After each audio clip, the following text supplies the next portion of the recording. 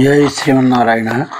ఇవాళ 11వ పాసరంలోకి మనం అడుగు పెడుతున్నాం. ధనుర్మాసం ప్రారంభమై ఒకసారి ధ్యానం చేస్తూ అక్కడి నుంచి కత్తుక్కరవై అనేటువంటి పాసరం తాలూకా విశేషాన్ని అనుభవిద్దాం.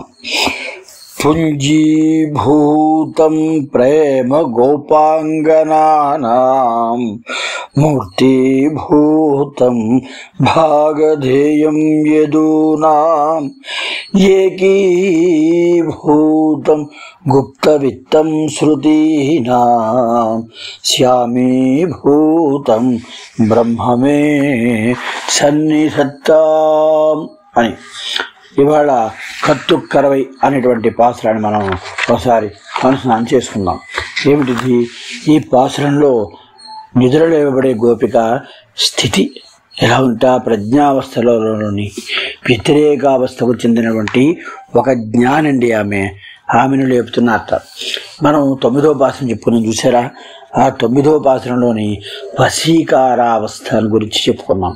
అట్లాగే 10వ పాసురంలో ఏకీంద్రియావస్థ అని చెప్పుకుంటాం. అలాగే 11వ పాసురం వ్యతిరేకావస్థ అంటారు. ఇందులో స్థితప్రజ్ఞావస్థ కూడా వ్యతిరేకావస్థ అని. ఇది ఎట్లా ఉంటుందో మనకి చాలామంది పెద్దలు మనకి ఎన్నో విషయాలని కృప చేశారు.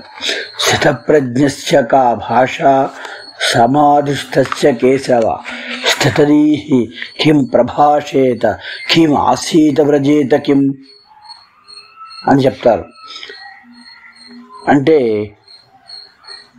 జ్ఞాననిష్ట కలిగిన వాడు ఎవడండి? స్థితదీహి, స్థిరమైన జ్ఞానం కలిగిన వాడు ఎవరాయన? ఏం మాట్లాడతాడు, ఏం చింతిస్తాడు, ఎలా ప్రవర్తిస్తాడు చెప్పవలసింది అని అడుగుతాడు అర్జునుడు. అప్పుడు స్థితప్రజ్ఞావస్థలను ఒక 4 భగవానుడు ఉపదేశిస్తాడు. అందులో బాగా సీమాభూమికి చెందినటువంటి అవస్థ వశీకారావస్థ, ఏకేంద్రియావస్థ, వ్యతిరేకావస్థ, యతమానావస్థ అని 4 అవస్థలలో ఉండే వారి గురించి చెబుతాడు. అంటే చుట్టూ ఎన్ని భోగములున్నా వాటి మీదకు మనస్సే వెళ్లకుండా భగవద్ దర్శనంతో ఉండిపోయిన గోపికను వర్ణించారు మనకు. అది ఆ అవస్థ గురించి నేడు అనేకమైన కథల రూపంలో పెద్దలు చెప్తారు. ఎలా ఉంటుంది అంటే, జనక మహారాజు వ్యతిరేక అవస్థలో ఉన్న యోగండి. ఆయన యాజ్ఞవల్కుని దగ్గర అందరూ చదువుకుంటుంటారు. మిథిలానగర ఉపవనములలో పాఠశాల, అక్కడే యాజ్ఞవల్కుని ఆశ్రమం ఉంది. జనక మహారాజు యువరాజు కుర్రవాడైన వెళ్ళి చదువుకుంటూ ఉంటాడనమాట. రోజు పాఠం ప్రారంభించే సమయానికి జనకుడు వచ్చాడు లేదు అని చూసి ఆయన యాజ్ఞవల్కుడు ప్రారంభించేవాట పాఠం. రాజ్ఞత్వాతు దృష్టోపకారత అంటారు. శిష్యులంతా చదువుకునేవారట. మనం ఇంతకుముందు నుండి వచ్చి కూర్చున్న జనకుడు రాజు కాబట్టి ఏదైనా ఉపకారం చేస్తాడు అనే స్వార్థంతో గురువుగారు జనకుడు వచ్చిన తర్వాత పాఠం ప్రారంభిస్తున్నారు అని ఇది గురువుగారి చెవిని కూడా పడింది. ఇలా అనుకుంటూ ఉండేవారు వాళ్ళు. ఒకనాడు శిష్యులు కూర్చున్నారు, జనకుడు కూడా ఉన్నాడు, యాజ్ఞవల్కుడు పాఠం చెప్తూ ఉన్నాడు. దూరం నుండి చూస్తే మిథిలానగరం అంతా ఎలా ఉంది, తగులుపడిపోతుందండి. ఆ రోజు వీళ్ళు ఆశ్రమం కూడా దాటి అరణ్యం లోపలికి వచ్చి పాఠం చెప్పుకుంటున్నారట. జనక మహారాజు వారాజుకి ఆ యాజ్ఞవల్కుడు ఆ శిష్యులతోటి వీళ్ళు ఆశ్రమాలు కూడా తగలబడుతున్నాయట. అది చూచి పాఠం విన్న శిష్యులు ఒకరు లేవడం ప్రారంభించారు. ఒక్కొక్కళ్ళను ఏమిరా అని గురువుగారు అడిగారట. ఇంకేం చెప్తానండి, మమ కృష్ణాజినం దగ్ధం అన్నట్ట. ఆశ్రమంలో కృష్ణాజినం ఉండిపోయిందండి, అది దగ్ధం అయిపోతుందండి అని. ఇంకోళ్ళు లేచాడు, మమ దగ్ధాహ వల్కలాహ, అయ్యా నేను ఆరవేసిన బట్టలను తగలబడిపోతున్నాయండి అన్నట్ట. ఇంకోళ్ళు లేచాడు, మమ దగ్ధ కమండలు, అయ్యా మా కమండలాన్ని తగలబడిపోతున్నాయండి. ఇది వీళ్ళ అవస్థ. సరే, ఇంకా ఇలా కృష్ణాజినం కమండలాలు వస్త్రాలు తగలబోతున్నాయి అని పరిగెడుతున్నట్ట. ఈ మిథిలా నగరమే తగలబోతోంది, లేచి వెళ్ళమే అడిగట.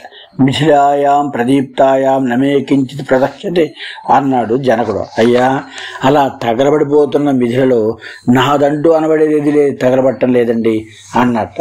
ఎంచేత నేను అంటే ఈ శరీరం అనుకుంటే ఈ శరీరానికి సంబంధించినవన్నీ తగలబడుతున్నాయి, ఆత్మకు సంబంధించినవి కాదు. మీ వద్ద ఆత్మవిద్యను పొందుతూ ఇంకా శరీరం మీద భ్రాంతి ఉంటే ఆత్మవిద్యకు ఏం ప్రయోజనం అండి చెప్పేట జనకుడు. ఈ శిష్యుడు కొంత దూరం వెళ్ళేటప్పటికి ఏమీ తగలబడటం లేదట. యాజ్ఞవల్కుడే అలా భ్రమ కలుగజేసేట తన శక్తితో. అయ్యయ్యో భ్రమపడ్డాం అని వెనక్కి వచ్చేసారు వాళ్ళు. అప్పుడు గురువుగారు వాళ్ళతో అన్నారు, ఇప్పుడు చెప్పండి, పాఠం ఎవరిని చూసి చెప్పాలి? ఇన్నాళ్ళుగా నా దగ్గర చదువుకుంటున్నారు. శరీరం వేరు, ఆత్మ వేరు. శరీరం దానికి సంబంధించినవి అస్వరములు, ఆత్మకు సంబంధించిన జ్ఞానమే నిత్యమైనది అని, దాన్ని పొందడానికే ప్రయత్నం చేయాలని ఇన్ని బోధనలు ఇన్నాళ్ల నుండి మీరు వింటున్నారు. ఒక్కళ్ళకైనా వంట పట్టిందా? అలా వంట పట్టించుకున్నవాడెవరు? జనకుడు. కనుక పాఠం మీకు చెప్పాలా, ఆయనకి చెప్పాలా, ఎవరిని చూసి చెప్పాలి పాఠం అన్నట్ట యాజ్ఞవల్కుడు. ఇలాంటి వాడే జనకుడు అంటే అని. ఇటువంటి ఉదాహరణకు మనకి చాలా వస్తూ ఉంటాయి. ఒకసారి ఇదే స్థిత ప్రజ్ఞావస్థ అంటే భగవంతుడైన లక్ష్యాన్ని ఎవరైతే కలిగి ఉంటారో వాళ్ళు లోకంలో సంచరిస్తున్న భోగములు వచ్చి వారిని స్పృశిస్తున్న భగవంతుడనే లక్ష్యం నుండి తామెక్కడ జారిపోతాము అనే భయంతో ఉంటారు. కాబట్టి అవి వారిని బంధించవు, వాటి మీదకు మనస్సు వెళ్ళదు. ఇది స్థిత ప్రజ్ఞావస్థ అంటే. ఇటువంటివి ఎన్ని చాలా ఉంటాయి. ఒక మహర్షి వచ్చాట జనకుని వద్దకు. మహారాజుతో, నువ్వు చాలా స్థితప్రజ్ఞుడట కదా అన్నట్టు. అలా అని నేను అనుకోవట్లేదండి అన్నట్ట జనకుడు. లేదులే, నీకు లోకంలో అంత పేరు వచ్చేసింది, అలాంటి నీకు ఈ రాజ్యం ఏమిటి, భోగాలేమిటి, నాతో అరణ్యానికి వచ్చేసాయి అన్నట్ట మహర్షి. అలాగేనండి అని జనకుడు ఆ మహర్షి వెనుక బయలుదేరాడు. కుమారులకు ఆ రాజ్యాన్ని అప్పచెప్పి నగర పొలిమేర దాటి అరణ్య ప్రాంతానికి వచ్చారు. జనకుడు, అయ్యో కొంచెం మంచినీళ్ళు దొరికితే బాగుంటుందండి, దాహముగా ఉంది అన్నట్ట జనకుడు. ఆ మాట విన్న మహర్షి, నీకు ఈ అటవీ ప్రాంతం కొత్త కదా, నేను వెళ్ళి మంచినీళ్ళు తెస్తాను, నువ్వు ఇక్కడే కూర్చో అని వెళ్ళాడు. కూర్చున్న జనకునికి వాళ్ళు అలసట వలన కొంచెం నిద్ర పట్టేసింది. మహర్షి చెరువు దగ్గరికి వెళ్ళి తామరాకును దొన్నిగా చేసి నీళ్లు పట్టుకుని వచ్చేటండి. ఆయన తిరిగి వచ్చేటప్పటికి ఎలా ఉన్నాడు జనకుడు? ఉన్న చోట పెద్ద సైన్యం ఉందిట, చుట్టూ ప్రహారీలా నిలబడ్డారు వాళ్ళందరూ. అసలు ఏం జరిగిందంటే అని అనుమానం వచ్చింది. ఒక సామంతరాజు జనక మహారాజుకి కప్పం కట్టడానికి వచ్చేటండి. ఆ వస్తున్నప్పుడు చెట్టు కింద పడుకున్నవాడు జనక మహారాజుని చూసి, మహారాజు గారు ఇలా చెట్టు కింద పడుకున్నాడేంటి, ఏమీ ప్రమాదం లేకుండా ఆ దగ్గర ఉన్న సైన్యాన్ని చుట్టూరా కాపలా పెట్టేటండి. జాగ్రత్తగా జనకుడిని నిద్ర చెడకుండా ఆయన క్రింద పరుపులు వేయించి ఆయనకు ఇలా వింజాములు వీస్తున్నట్ట. కొంతసేపటికి జనకునికి తెలివి వచ్చింది. సామంతరాజు వెంటనే, మహారాజా నేను మీకు కప్పం కడదామని వచ్చానండి, మీరే ఇలా కనిపించారు అన్నట్ట. సరే అంటే ఈ లోపల ఏ విధమైన రక్షణ లేకుండా ఒకరు ఇలా రాకూడదు అనండి అనేది జనకుడితో అన్నట్ట ఆ సామంతరాజు. అదంతా తర్వాత కానీ ఒక మహర్షి ఉండాలయ్యా, ఆయన ఏరి అని అడిగట జనకుడు. ఆ మహర్షిని బయట ఆపేసట ఈ సామంతరాజు దగ్గర ఉన్న సైన్యం. ఆయన బిక్కబొహం వేసుకుని కూర్చున్నట్ట. లోపలికి తీసుకుని రమ్మన్నాడు మహర్షిని.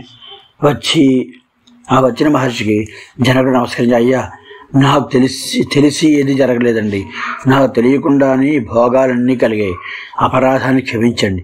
నాకు భోగముల మీద వ్యామోహం లేదు, కానీ పరమాత్మ నన్ను ఒక చక్రవర్తి వంశంలో పుట్టించి రాజ్య పరిపాలన చేసే బాధ్యతను అప్పగించాడు.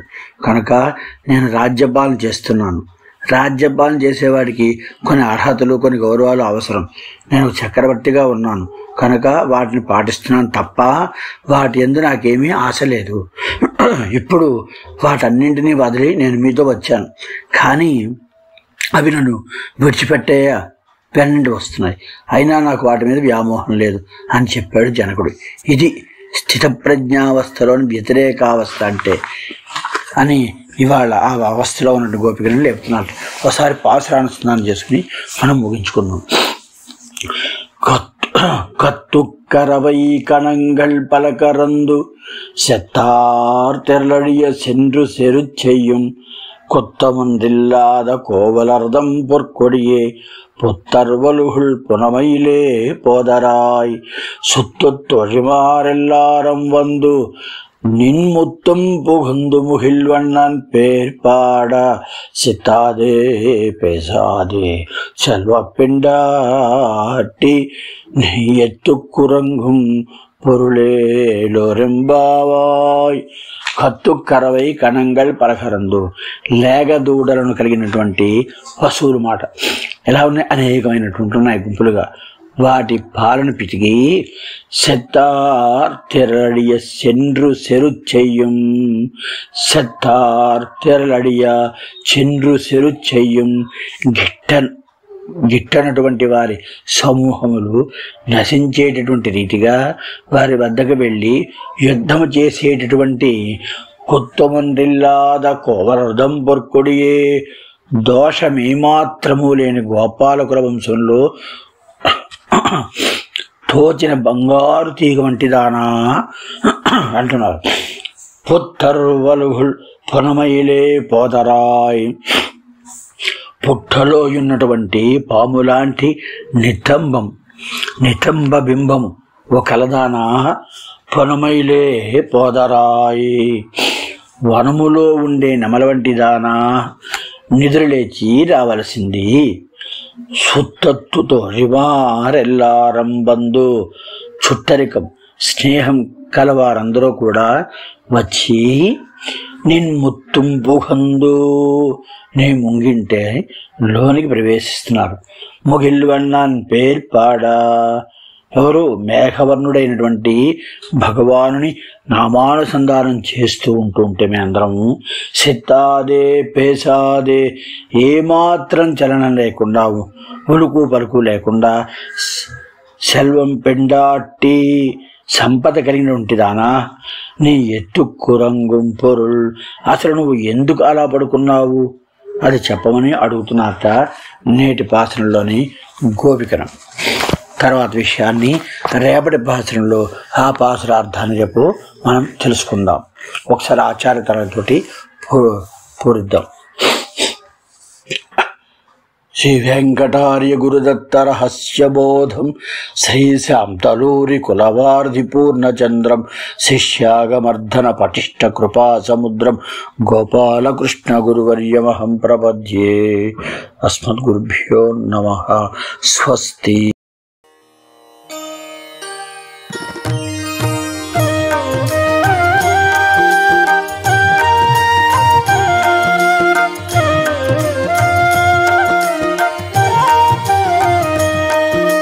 जय श्रीमन्नारायण, जय श्रीमन्नारायण.